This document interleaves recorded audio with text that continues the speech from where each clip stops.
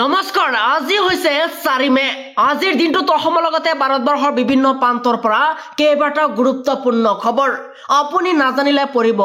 বিপদত এই মুহূৰ্তত জনাইছো আমাৰ প্ৰথম নম্বৰ খবৰলৈ উজ্জ্বলা আঁচনি থকা সকলে 250 টকাতে লাভ কৰিব এবাৰ ৰন্ধন গেছ 1 অক্টোবৰৰ পৰা সকলো লোকে 650 টকাতে লাভ কৰিব ৰন্ধন গেছৰ সিলিন্ডাৰ উজ্জ্বলা আঁচনি থকা সকলে মাত্ৰ 250 টকাতে লাভ কৰিব ৰন্ধন গেছৰ সিলিন্ডাৰ আৰু ৰেশন কাৰ্ডৰ হিতাধিকাৰী সকলৰ বাবেও মুখ্যমন্ত্ৰী হিমন্ত বিশ্ব শৰ্মা ডাঙৰ ঘোষণা বজাৰতকৈ 25 টকা কম দামত দাইল চেনিৰ লগতে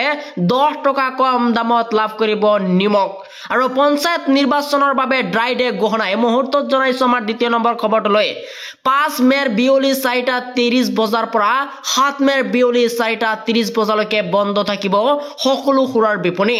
11 মেতো বন্ধ থাকিব সকলো খুৰাৰ বিপণী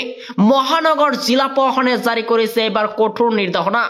মহানগৰ জিলা প্ৰশাসনে জাৰি কৰিছে কঠোৰ নিৰ্দেশনা এই সময়ছোৱাত বন্ধ থাকিব সকলো খুৰাৰ বিপণী আৰু বাৰ আদি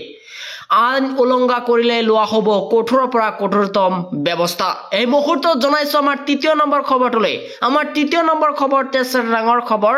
দোকানী ব্যৱসায়ী আৰু উদ্যোগীৰ বাবে আহি গৈছে একটা ভাল খবৰ ট্ৰেড লাইসেন্স সন্দৰ্ভত দোকানী ব্যৱসায়ীসকলৰ বাবে এটা বৃহৎ ঘোষণা এতিয়াৰ পৰা অতি সহজতে লাভ কৰিব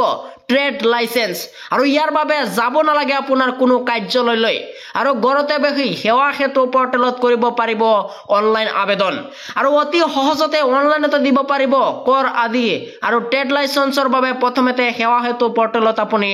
আবেদন কৰিব লাগিব ইয়াৰ পিছত ক্লিক কৰক ৰেজিষ্ট্ৰেশ্যন টেবত ক্লিক কৰি দিব লাগিব নিজৰ নাম মোবাইল নম্বৰ ইমেইল আইডি আৰু ৰাজ্য আৰু পাছৱৰ্ড ইয়াৰ পিছতে আপুনি লগইন টেবত ক্লিক কৰি লগইন কৰিব লাগিব তাৰ পিছত লগইন হোৱাৰ পিছতে আপুনি আহিব লাগিব অনলাইন এপ্লাই টেব এটোত ক্লিক কৰি আপুনি অনলাইন এপ্লাই কৰিব লাগিব এই মুহূৰ্তত জনাইছো আমাৰ 4 নম্বৰ খবৰটো আমাৰ 4 নম্বৰ খবৰতে আছে ডাঙৰ খবৰ গৌৰৱ গগৈৰ পাকিস্তান লিংক সন্দৰ্ভত বিজেপিৰ সাংসদৰ মহা বিস্ফোৰণ দৰা পৰাৰ বয়ত বিমানেৰে যোৱা নাছিল পাকিস্তানলৈ আটাৰী সীমান্তৰে পাকিস্তানলৈ মনে মনে গৈছিল গৌৰৱ গগৈ